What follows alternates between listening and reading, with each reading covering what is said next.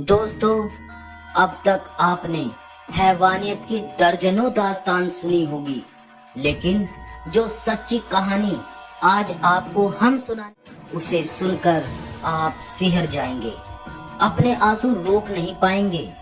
2013 में घटी इस घटना पर लगभग पूरा देश रोया था।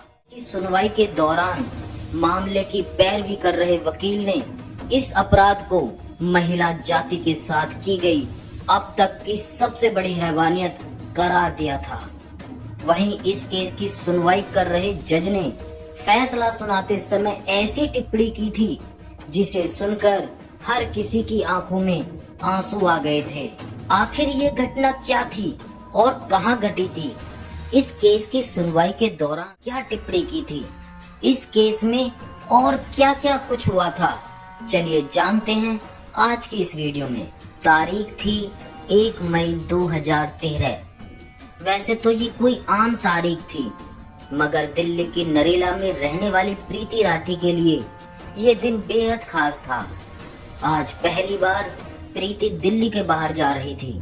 पहली बार घर छोड़कर बाहर जाने की वजह से मन में थोड़ी घबराहट भी थी, लेकिन खुशी भी थी, क्योंकि प्रीति ने वो कारनामा किया था जिस पर उसके परिवार को गर्व था। दरअसल 23 साल की प्रीति राठी ने दिल्ली से ही नर्सिंग की पढ़ाई की थी। पढ़ाई पूरी करने के बाद वो मिलिट्री हॉस्पिटल में नर्स बनना चाहती थी। इसके लिए उसने तैयारी भी शुरू कर दी थी। इसी दौरान नर्स की वैकेंसी निकली। प्रीति राठी ने भी इस जॉब के लिए अप्लाई किया और एग्जाम में शामिल हुई और सफल भी हुई। प्रीति नेवी में बतौर नर्सिंग ऑफिसर सिलेक्ट कर ली गई। अब सभी कागजी कार्रवाई पूरी हो चुकी थी और अब प्रीति को मुंबई के कोलाबा में स्थित नौसेना ऑफिस में रिपोर्ट करना था और उसे INS मुंबई में बतौर सेकंड लेफ्टिनेंट ड्यूटी ज्वाइन करनी थी। प्रीति मुंबई जा रही थी। चूंकि परिवार की बेटी पहली बार दिल्ली से बाहर जा रही थी, इसलिए प्रीति को मुंबई तक छोड़ने पिता अमर सिंह राठी, चाचा विनोद कुमार दहिया और चाची सुनीता दहिया भी साथ में जा रहे थे। इन सभी को गरीब रथ एक्सप्रेस से मुंबई के बांद्रा स्टेशन पर पहुंचना था। तय समय पर 1 मई 2013 को ट्रेन दिल्ली के निजामुद्दीन स्टेशन पर आकर रुक जाती है। ट्रेन रुकते ही प्रीति अपने परिवार वालों के साथ जल्दी से ट्रेन में सवार हो जाती है। इस ट्रेन भारतीय सीट पर जितने लोग थे उससे कहीं ज्यादा लोग खड़े भी थे, इसलिए बोगी के अंदर गहमा गहमी कुछ ज्यादा ही थी। ट्रेन के अंदर भीड़ के बीच एक युवक ऐसा भी था जिसने अपना चेहरा गमछे से छुपाया हुआ था और वो कैप पहने हुए था। वो किसी से बात नहीं कर रहा था, लेकिन कभी उठकर बाथरूम की तरफ जाता तो कभी वापस आकर सीट पर बैठ जाता और वो अक्सर झांकने की कोशिश कर रहा था। ये बात प्रीति के परिवार वालों ने भी नोटिस की थी और वो कुछ ज्यादा ही सतर्क हो गए थे। भीड़ भाड़ और गहमा गहमी के बीच सभी लोग सो गए। रात यूं ही गुजर जाती है। सुबह होते ही सभी लोग उठ जाते हैं और इधर ट्रेन भी अपनी मंजिल की तरफ तेजी से बढ़ती हुई मुंबई पहुंच जाती है। अब तारीख बदलकर 2 मई 2013 हो। प्रीति और उसके परिवार वालों को बांद्रा टर्मिनल पर उतरना था। सुबह के 8:05 पर ट्रेन बांद्रा स्टेशन पहुंच जाती है और प्रीति, उसके पिता, चाचा और चाची सभी ट्रेन से उतर जाते हैं। यहाँ से अब सभी को अपनी अगली मंजिल की तरफ आगे बढ़ना था। ट्रेन से उतरने के बाद प्रीति थोड़ी थकी हुई महसूस कर रही थी, इसलिए वो थोड़ा धीरे धीरे चल रही थी, जबकि प्रीति के पिता और उसके चाचा चाची प्रीति से कुछ कदम आगे चल रहे थे, जबकि वो चलने में अपने पिता और चाचा चाची से काफी पीछे हो गई है, तो वो भी अपने कदम को तेजी से बढ़ाना शुरू कर देती है ताकि वो उन लोगों के पास पहुंच सके।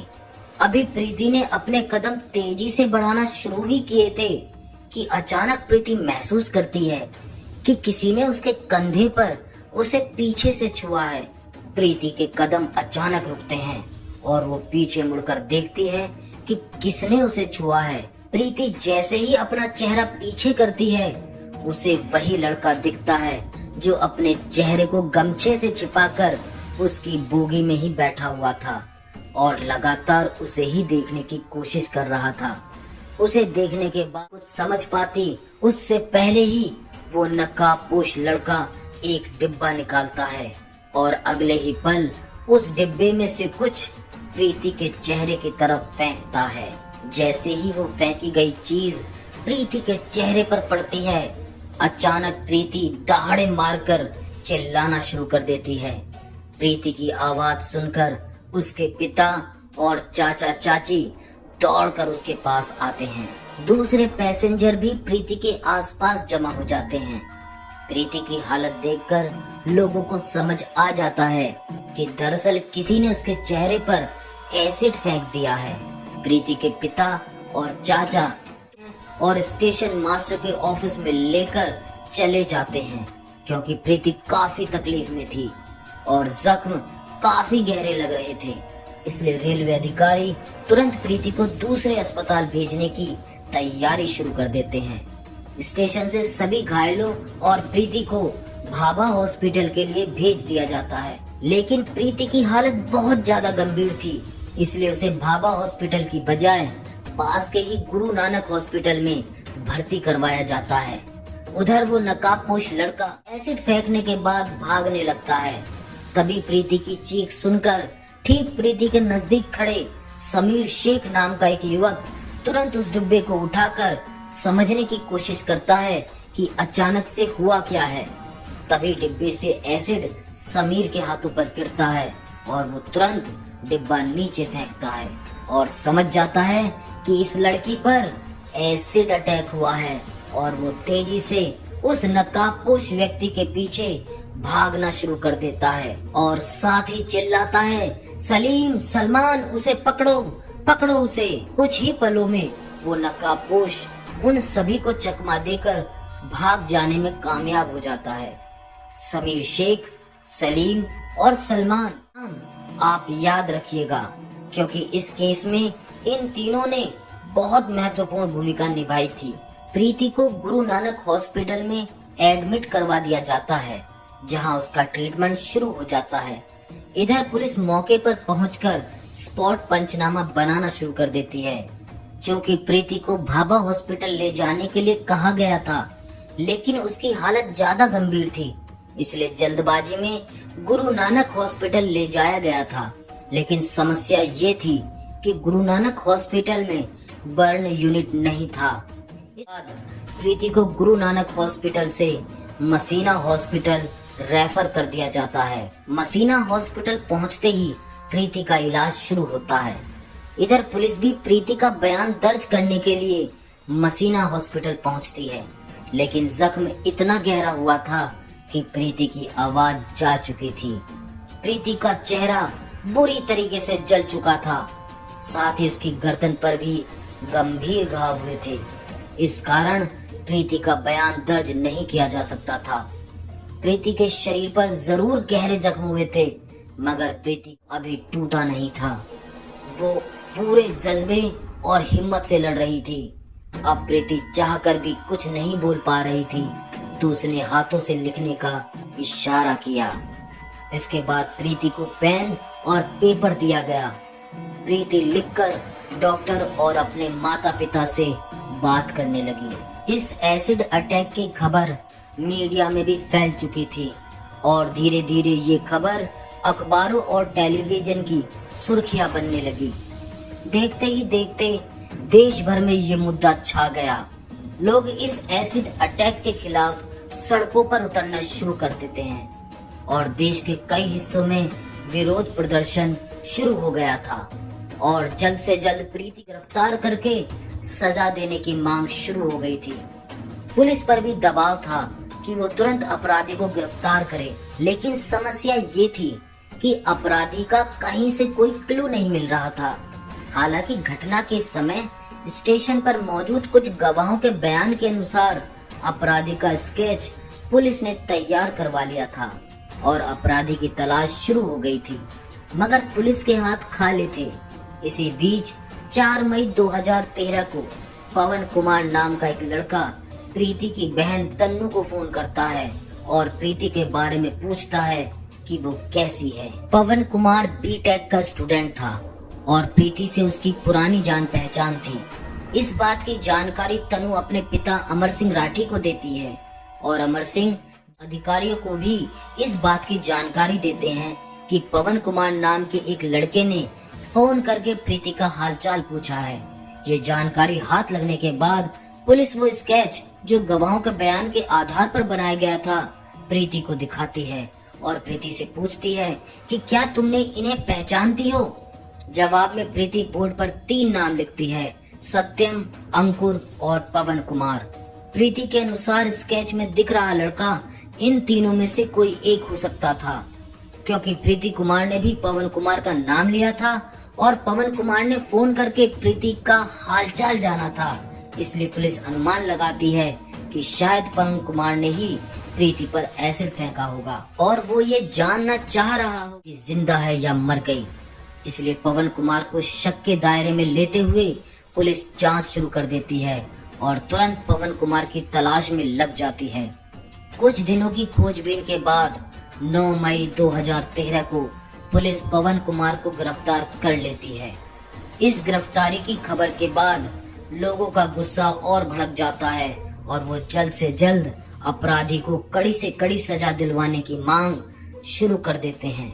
लोग प्रीति के जल्द से जल्द स्वस्थ होने की भी दुआएं कर रहे थे, मगर दिन प्रतिदिन बिगड़ती ही जा रही थी। प्रीति के इंटरनल ऑर्गन्स धीरे धीरे काम करना बंद कर रहे थे। मसीना हॉस्पिटल के डॉक्टर को लगने लगा कि प्रीति की हालत ज्यादा गंभीर हो रही है, तो उन्होंने तुरंत प्रीति को रेफर करते हुए बॉम्बे हॉस्पिटल भेज दिया ताकि बेहतर इलाज मिल सके।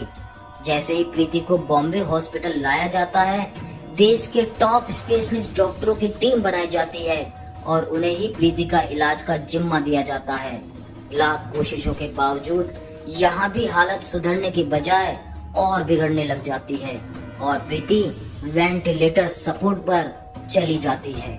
फिर भी डॉक्टर हार नहीं मानते हैं और प्रीति की जान बचाने की हर संभव कोशिश करते हैं। ऐसे अटैक को हुए लगभग 2 महीने हो चुके थे और प्रीति अब भी हालात से लड़ रही थी, लेकिन अंततः 1 जून 2013 को दिल की धड़कन रुकने की वजह से इस दुनिया को छोड़कर चली जाती है। प्रीति की मौत की खबर से देश में गम और गुस्से की लहर दौड़ जाती है। हर कोई प्रीति के जाने से सदमे में था। प्रीति की मौत के बाद पोस्टमार्टम किया जाता है और उसके शव को अंतिम संस्कार के लिए दिल्ली लाया जाता है, लेकिन प्रीति के घर वाले मामले की सीबीआई जांच की मांग करते हुए अंतिम संस्कार करने से मना कर देते हैं और प्रीति के शव के साथ ही एक प्रदर्शन रैली निकाली जाती है। अंत में सरकार की जांच का आश्वासन मिलने के बाद पूरे राज्य के सम्मान के साथ प्रीति का अंतिम संस्कार किया जाता है।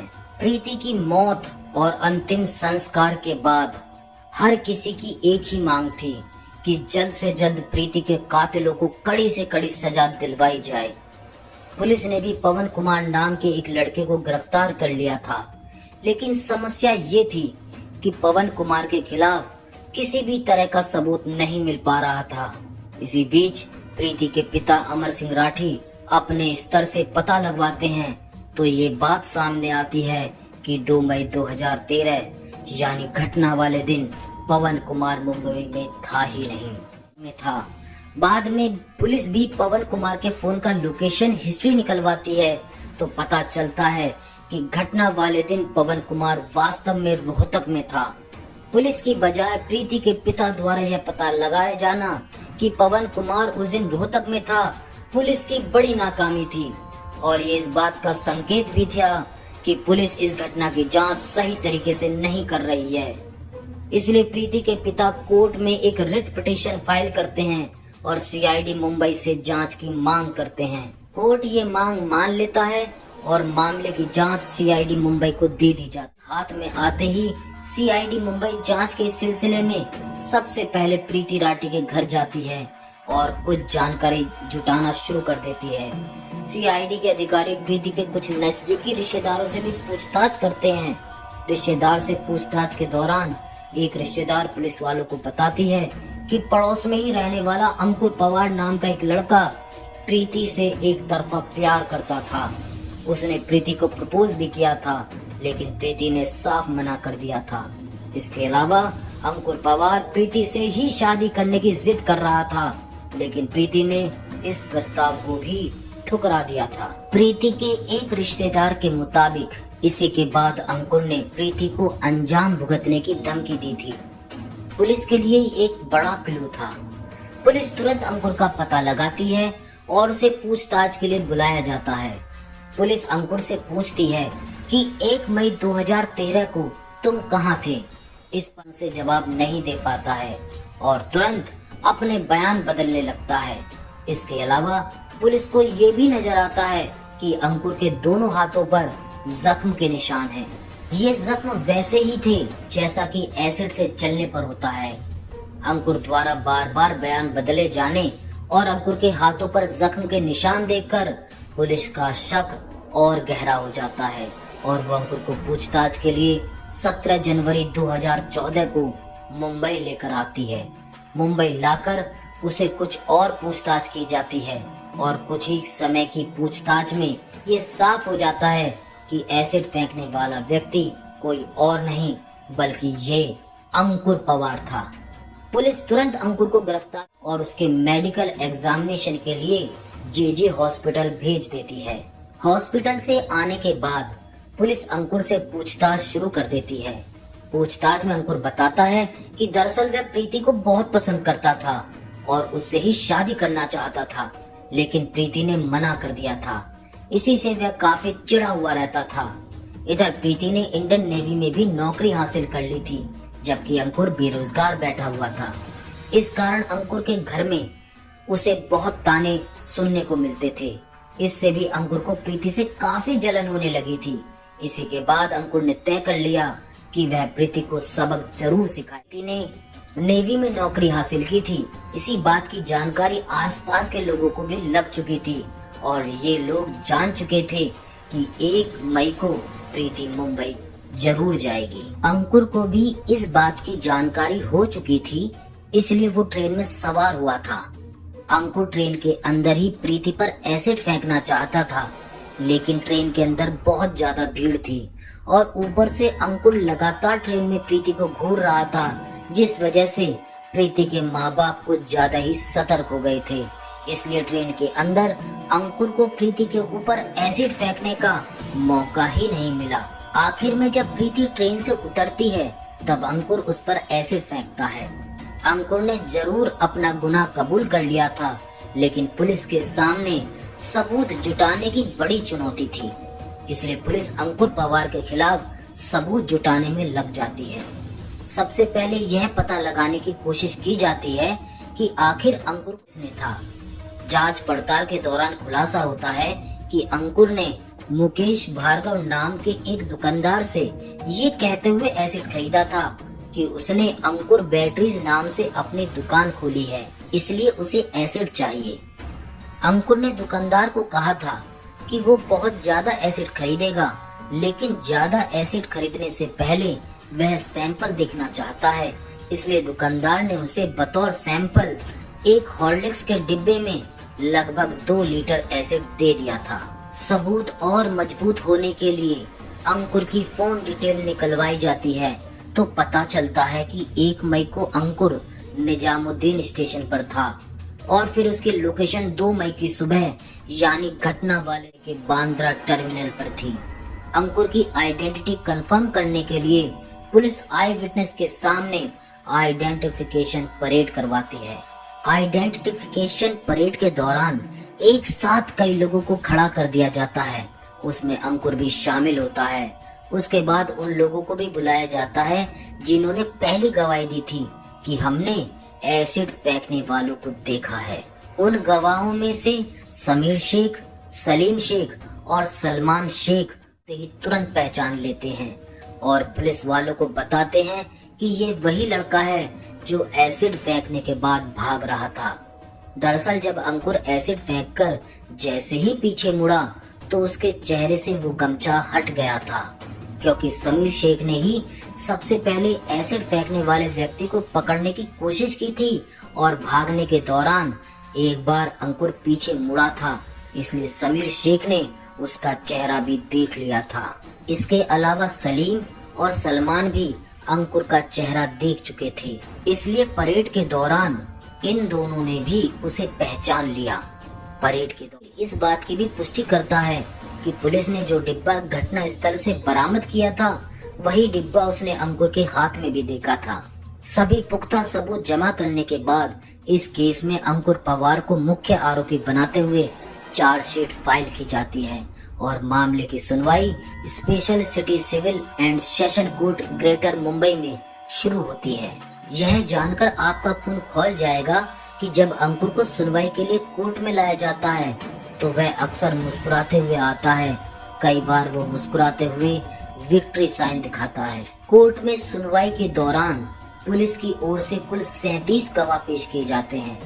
कोर्ट में भी आकर समीर, सलीम और अंकुर की पहचान करते हुए गवाही देते हैं। सभी सबूतों और गवाहों को देखने के बाद आखिरकार स्पेशल कोर्ट द्वारा प्रीति राठी के अपराधी अंकुर पवार को आईपीसी की धारा 302 और धारा 326 बी के तहत दोषी पाते हुए मौत की सजा सुनाई जाती है और 5000 का जुर्माना भी लगाती है। यह भारत के इतिहास में पहली बार था जब किसी एसिड अटैकर को फांसी की सजा सुनाई गई थी। इस मामले में पैरवी कर रहे स्पेशल पब्लिक प्रोसिक्यूटर AM चिमलकर ने अंकुर की इस दरिंदगी को किसी भी महिला के खिलाफ की गई अब तक की सबसे बड़ी हैवानियत करार दिया था। वहीं इस मामले की सुनवाई कर रहे जज ने फैसला सुनाते हुए टिप्पणी की थी कि ऐसे अटैक की वजह से प्रीति का चेहरा इतनी बुरी तरीके से जल चुका था और इतना भयावह हो चुका था कि अगर प्रीति ने अपना चेहरा देख लिया होता तो शायद वो उसी दिन मर जाती।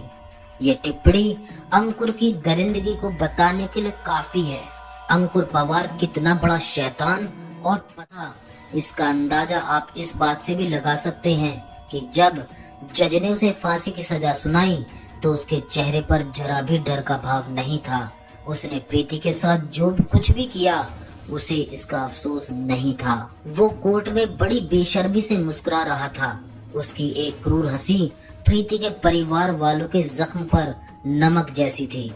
मुंबई सेशन कोर्ट से भले ही अंकुर को फांसी की सजा मिल गई, मगर अंकुर ने बॉम्बे हाई कोर्ट में इस फैसले के खिलाफ अपील कर दी। हाई कोर्ट में इस मामले की सुनवाई जस्टिस VP धर्माधिकारी और जस्टिस PD नायक कर रहे थे। इस मामले की लंबी सुनवाई के बाद जून 2019 में बॉम्बे हाई कोर्ट ने सेशन कोर्ट के फांसी के फैसले को उम्र कैद में बदल दिया। वैसे जिस दर्द से प्रीति गुजरी थी और जिस दर्द से प्रीति के माता पिता को गुजरना पड़ा, हमने शायद उम्र कैद की सजा तो क्या, फांसी की सजा भी कम ही होती।